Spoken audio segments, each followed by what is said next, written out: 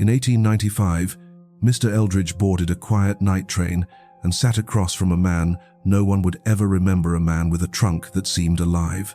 The light dimmed when he neared it. The air grew heavy, and deep in the rattling dark of the carriage, the trunk began to breathe. What was inside that trunk, and was the man ever real at all? The train left the platform at precisely 9:17 p.m., its iron wheels grinding softly against the tracks, like a creature breathing in its sleep. Mr. Thomas Eldridge, a quiet man of careful habits, stepped into the second-class carriage with the same punctuality with which he lived every hour of his life. He liked the night trains, fewer passengers, quieter corridors, and the dim, amber gaslight that cast a fixed boundary between the world inside and the blackness beyond the window. The compartment was small, 6 worn leather seats, a narrow aisle, and a single brass gas lamp hanging overhead. Opposite him sat a well-dressed gentleman, silent, reading a folded newspaper without even glancing up. The steady tick-tick-tick of the wheels beneath them was comforting, like the ticking of a familiar clock. They traveled like that for almost 30 minutes. No words, just the rhythmic sway of the train. But when the engine hissed to a stop at Cranford Junction, everything shifted. The gentleman stood without a word, folded his paper, and stepped onto the empty platform. His absence left the compartment oddly hollow. And then he entered. A tall man, narrow face, black overcoat buttoned to the throat, eyes that caught the light without reflecting it. He carried a trunk, not the kind travelers usually brought. This one was long, iron-banded, and far too heavy for one man to carry so smoothly. Yet he set it down as if it weighed nothing. The moment he crossed the threshold, the gas lamp flickered, not once, but in a slow, rhythmic dimming, as though the air itself were drawing breath around him. Mr. Eldridge glanced upward, expecting a loose valve or dying flame, but the light returned steady. The man did not look at him.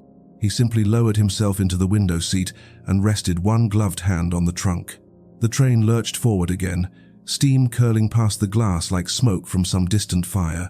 For several minutes, nothing was said. Eldridge adjusted his coat, opened his pocket watch, pretended to be occupied.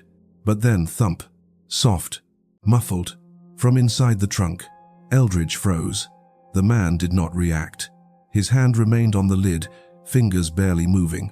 The sound might have been a shift in luggage wood against iron, but Eldridge knew the difference between an object moving and something inside pressing outward. He forced himself to look away. The flickering light, he told himself, was from the tunnel ahead. The sound, from the motion of the train. The heaviness in his chest was nothing but the chill of the compartment.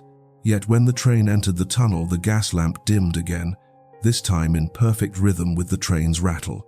And beneath it all, beneath the wheels, beneath the hiss of steam, the trunk exhaled. A breath, low, slow, wet. Eldridge's watch trembled slightly in his hand. He pressed it to his ear, desperate to anchor himself to something normal. But the ticking was drowned out by the growing sense that the air in the carriage had thickened, like a cellar that hadn't been opened in years. He dared a glance at the man. The stranger's posture was too still, his face tilted just enough toward the glass to catch the faint, trembling light. No reflection stared back from the window, only the dark shape of the trunk at his feet. Eldridge told himself he was imagining it, that if he blinked, everything would return to the ordinary. But when he closed his eyes, the sound wasn't gone. It was closer, another breath. This one, longer. For the first time, Thomas Eldridge wished the train wouldn't be so punctual. The train gathered speed, its steel wheels gripping the tracks with a steady, deep-throated rhythm. Outside, the English countryside had long dissolved into a blur, hedgerows, fields, and the faint flicker of distant lamps melting into streaks of darkness.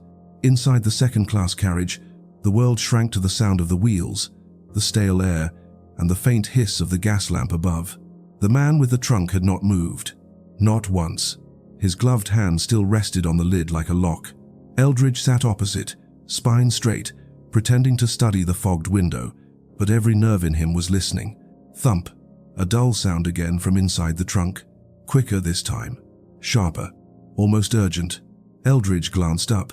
The man's expression hadn't changed. His face was pale and composed, eyes lowered, as if he too were listening. but not surprised.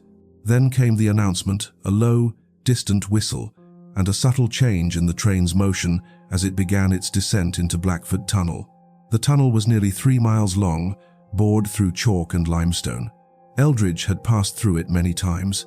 It was always unpleasant, the air heavier, the sound sharper, but tonight, as the train's nose entered the darkness, the sensation was entirely different. The moment they crossed the threshold, all sound seemed to fold inward. The train's noise didn't vanish, but it became muffled, like being trapped inside a giant lung. The lamp above them dimmed again, only this time, it didn't recover. It shrank to a sickly ember, barely tracing the outline of the man across from him. Eldridge's throat tightened. The darkness pressed against the glass. The compartment suddenly felt smaller, the air denser, as if the tunnel had swallowed them whole. And then he heard it. A muffled struggle, a grunt, a faint scraping sound against the wooden floor. The trunk shifted. Not much, just enough for Eldridge to feel the vibration through the soles of his shoes. For a breathless moment, he could see nothing, just the faint outline of the man's coat and the pale curve of his hand. Then, the gas lamp flared, not steadily. Like a struck match, a single burst of harsh yellow light. In that flash, Eldridge saw what he would never be able to forget. The man was not sitting. He was kneeling, one hand forcing open the trunk, the other grappling with a third figure. Someone struggling, their shape barely visible in the violent half-light. There was a choked gasp, the sound of cloth dragging over wood, and then a weight being shoved downward. Then darkness slammed shut again. Eldridge's heart was hammering. The train kept hurtling forward, but inside the compartment, the world went utterly still. Only the sound of the engine somewhere far ahead reminded him they hadn't fallen into some silent abyss. When the train burst out of the tunnel, the lamp sputtered back to life. Weak, but enough to see. The man sat calmly in his seat once more. His gloves were smooth, his coat perfectly arranged, and the trunk was shut. No trace of movement, no trace of anyone else. Eldridge's breath came in short bursts. He opened his mouth to speak, but the shrill whistle of the train tore his voice apart before it could leave his throat. They were alone, or at least they appeared to be. He scanned the floor. Nothing. No signs of a struggle. Not a thread of clothing. Not a scuff on the seat. The compartment looked exactly as it had before they entered the tunnel, except for the faint, metallic scent lingering in the air. The man's eyes slowly lifted. For the first time, they met Eldridge's. They were pale, flat, unreadable.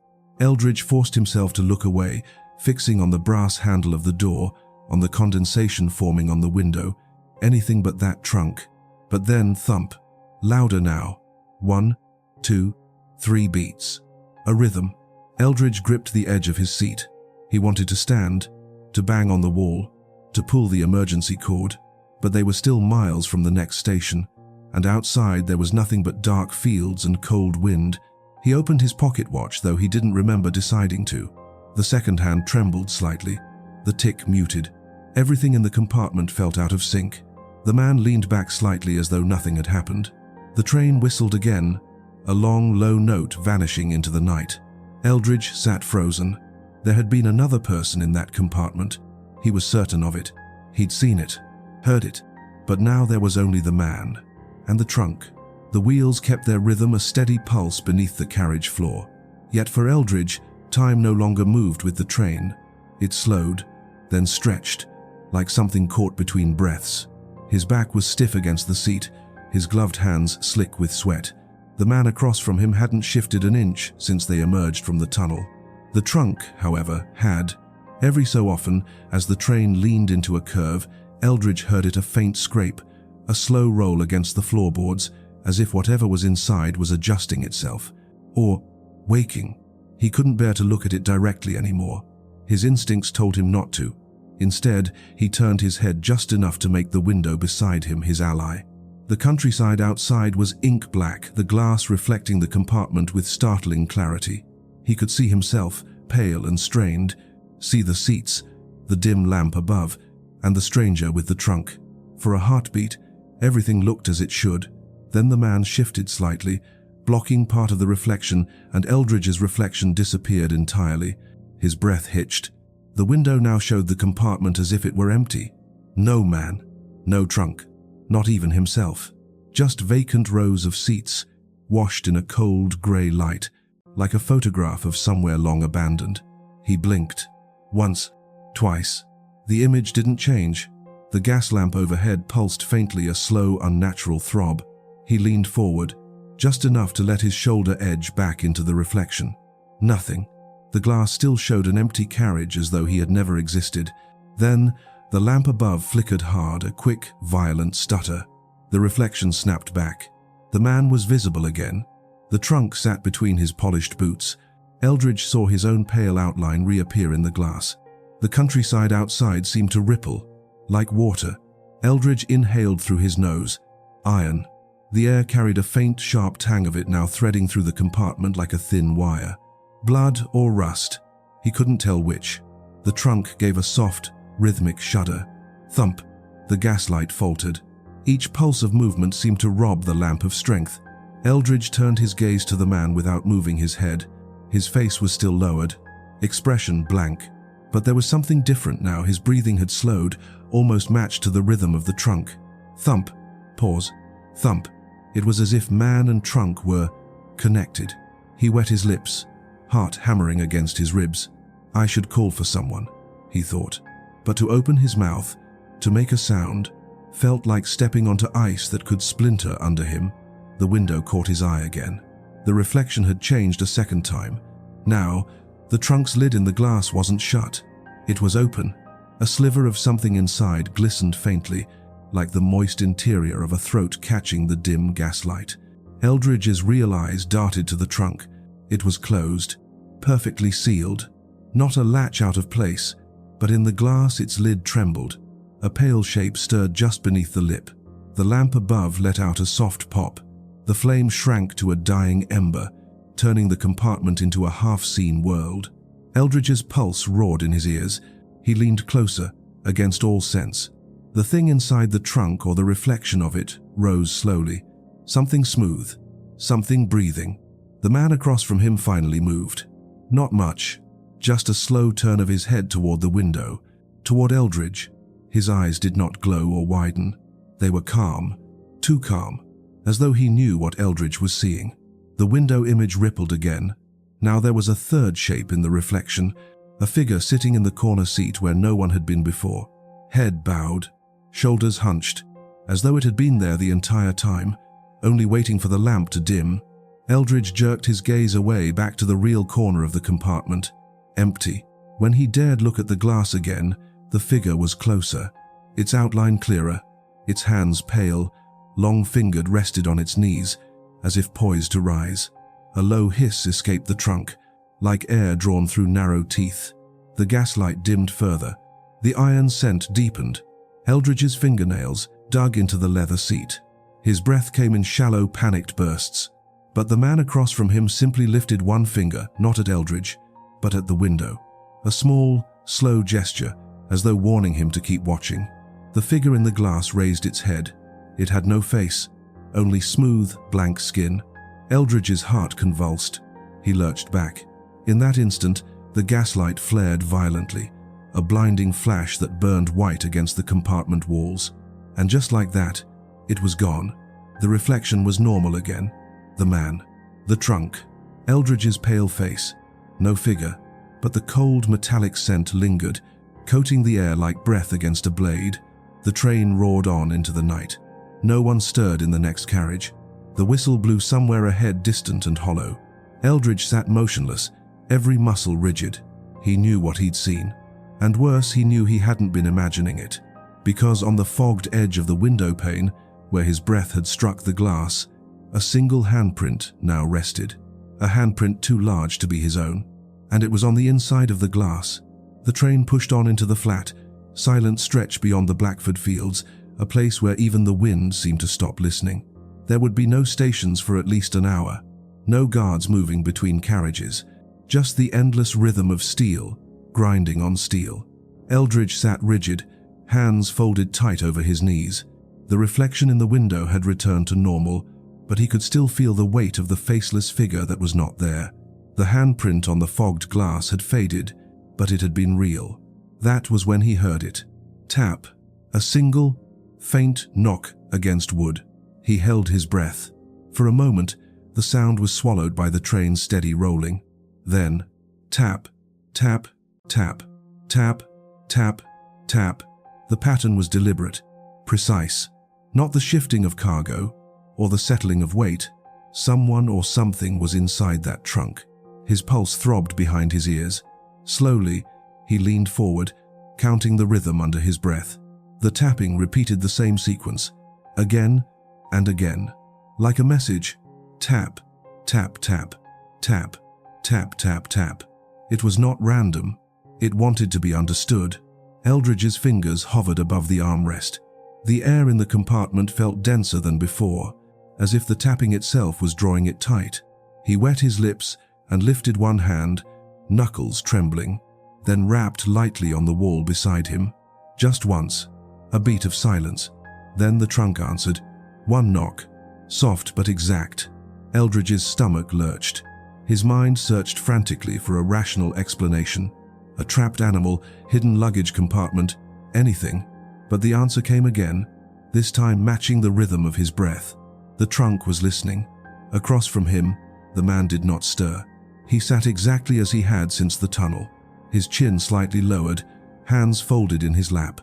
The only sign he was alive was the faint movement of his chest, a slow, unnatural rise and fall that seemed too steady, too measured. Eldridge swallowed. The tapping resumed. Faster now, like it sensed his fear. He tapped the wall again. Twice. The trunk answered. Twice. Every muscle in his body coiled. It's aware of me. Then something shifted. The man's right hand, the one resting on the armrest, lifted slightly. Not toward Eldridge. Not toward the trunk. Just upward. The tapping stopped. Completely. The silence that followed was not ordinary silence. It pressed inward, heavy and deliberate, as if whatever was in the trunk had been commanded to be still. The flame in the lamp above gave a single, weak flutter, then dimmed to a sickly orange. Eldridge felt the temperature in the compartment drop a fraction, enough for his breath to bloom faintly in the air. He stared at the man's hand. It was motionless again, but the effect lingered. The trunk remained quiet. Eldridge forced himself to look at the man's face. His eyes were open now, wide, unblinking. Pale irises catching the dim light, not reflecting it, but absorbing it, like ink bleeding into paper. The train's rhythm outside felt distant, almost muffled. The real world was slipping further away with each passing mile. Then the tapping returned. But this time it did not sound like wood. It was sharper, more deliberate, as if fingers long, jointed fingers were pressing from the inside, searching for a seam. The trunk quivered faintly with each sound, not violently, but like something too careful, too patient. Tap, tap, tap, tap, tap, tap, tap. The rhythm had changed. It was closer to a word. Eldridge's knuckles went white against the armrest. He leaned forward, just enough to see the faintest tremor on the lid of the trunk. The man across from him did nothing, did not even blink. Is he controlling it, or is it controlling him? The lamp above flickered. The air thickened, metallic and sharp. And then came the softest sound, yet a breath. Not from the man, from the trunk. A thin, dragging inhale, like something trying to mimic lungs. The kind of sound that could only exist when something alive was too close to the surface. Eldridge jerked back against the seat. His heart slammed against his ribs, but the train kept rolling, uncaring. The tapping built into a steady rhythm again, relentless now. Faster, louder. The lamp pulsed in sync with each knock. The very air seemed to draw tight with every beat, like the train itself was listening. Then, just as it reached a fevered peak, the man lifted his hand once more, and everything stopped. Not just the tapping, not just the sound inside the carriage. For one terrifying moment, the entire train's rhythm faltered. Eldridge gasped. The wheels roared back a second later, but the silence in between was a silence that didn't belong to the living world. He stared at the man, at the trunk, at the lamp. He'd thought he was afraid of death, but in that stillness, he understood something worse. The fear of being unmade, of being erased so cleanly, no trace of him would remain on the other side of the window. The trunk gave a single, final tap, and then it fell utterly silent. When the train finally shuddered to a slow crawl, The night outside seemed almost too still. The distant station lamps of Cranford glimmered faintly through the fog-blurred halos in the dark. A whistle echoed down the tracks. The wheels screeched once, then the entire train sighed, that deep, weary hiss of steam meeting cold air. Eldridge sat frozen. His knees ached from being locked in the same position for too long. His throat was dry, as if the air in the carriage had been quietly draining the life from him. Then the man across from him moved. Not abruptly, not like someone startled awake. Slowly, deliberately, as though time itself was following his pace. He stood the trunk at his feet. Eldridge saw, with sick certainty, the way the man lifted it with one hand, as though it weighed nothing. The wood creaked faintly, a sound too human, too alive. The lamp overhead gave one final flicker. The man stepped into the aisle, buttoned his coat, and without a single glance toward Eldridge, walked to the door. He disappeared into the fog outside with that same unnatural calm. No one looked at him. Not a single passenger in the next carriage seemed to notice. It was as though he was not there at all. Eldridge jolted up, heart hammering. His voice came out hoarse. "Conductor, conductor." A uniformed man hurried down the platform, lanterns swaying in the mist. "Sir, are you all right?" There was a man Eldridge's breath caught. He had a trunk. There was something inside it. It was alive. "You have to stop him." The conductor blinked slowly, as though trying to catch up to words that did not quite belong. "A man?" "Yes. He just left this carriage. Black coat, gloves. Eldridge pointed down the foggy platform. "He's carrying a trunk, heavy, wooden. Please, check the passenger list. He's on this train." The conductor raised the lantern, scanning the platform. Passengers were stepping off tired faces, wrapped scarves, chatter, luggage, but no man with a trunk. "Sir," the conductor said carefully, "there were only 2 tickets issued for this carriage tonight. Yours and the gentleman who left at Cranford a few minutes ago." Eldridge stiffened. "Yes, him. That man." The conductor frowned. "Sir, I watched the platform as the train arrived. No one disembarked from your carriage, and no trunk was logged." He pulled a small manifest from his pocket. "Here, see for yourself. No other name." Eldridge's breath fogged in the cold air. "That's not possible. He was right there, all night. You must have seen him." But the man only shook his head. The whistle blew again, one long, low note rolling over the empty platform. Eldridge turned sharply, stepping back into the compartment. The seat where the man had sat was empty, perfectly arranged. The floor was clean. No scuff marks, no trace of the trunk's weight. Even the faint smell of iron that had filled the air had thinned like a story being erased as it was told. He crouched, fingers trembling as they brushed the wooden floorboards. Cold, perfectly cold. The conductor leaned in behind him. "Sir, are you certain you weren't alone?" Eldridge did not answer. He knew what he had heard. The tapping, the breathing, the rhythm that was not random. He saw the reflection that had lied, the handprint that was not his. The man had been here, and yet nothing. The conductor gave a stiff, polite smile, the kind given to men who have had a long night. "Perhaps some rest, sir. It's a long journey. Cranford's not the first station to make people uneasy." Outside, steam curled up into the black sky. The fog wrapped around the platform like a curtain closing on a play. The whistle howled a second time, and the conductor moved on to the next carriage. Eldridge stood alone in the doorway. For the first time since boarding the train, he felt the full weight of silence. Not the silence of fear, the silence of something that had happened and left no proof it ever did.